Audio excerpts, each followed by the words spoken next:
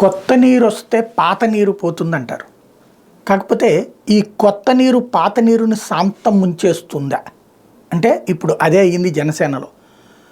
తెలుగుదేశం నుండి వచ్చినటువంటి వాళ్ళకి టికెట్లు వచ్చినాయి, వైసీపీ నుండి వచ్చిన వాళ్ళకి టికెట్లు వచ్చినాయి.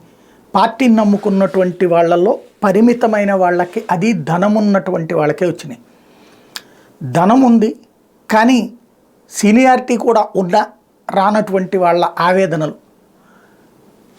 సుదీర్ఘకాలం అధికారిగా పనిచేసినటువంటి శివశంకర్ గారికి రాలేదు, అక్కడ పంచకర్ల రమేష్కి వచ్చింది.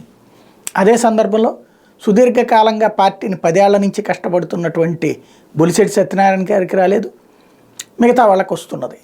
అయితే అలాగని వాళ్ళు రెబల్స్లా తిరగబడట్లేదు.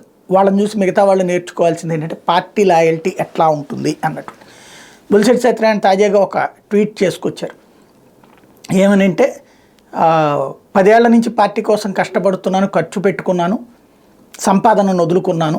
ఖర్చు అంటే పార్టీ కోసం పెట్టానని కాదు ఆయన చెప్తుంది, సంపాదనను వదులుకోవడమే అతి పెద్దదైనటువంటి ఖర్చు.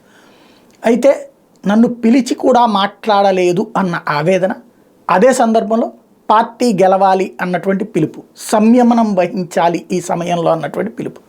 అంటే ఇప్పుడు అసంతృప్తితో రగులుతున్నటువంటి వాళ్ళకే ఓ పక్కన సూచన చేస్తూ వాళ్ళలోని అసంతృప్తిని తను వెళ్ళగక్కుతూ సాగినటువంటిది. ఇవి మరికొన్ని రోజులు తప్పదు, ఆ తర్వాత సర్దుకుని ఎవరి పనాలు చేసుకుంటారు.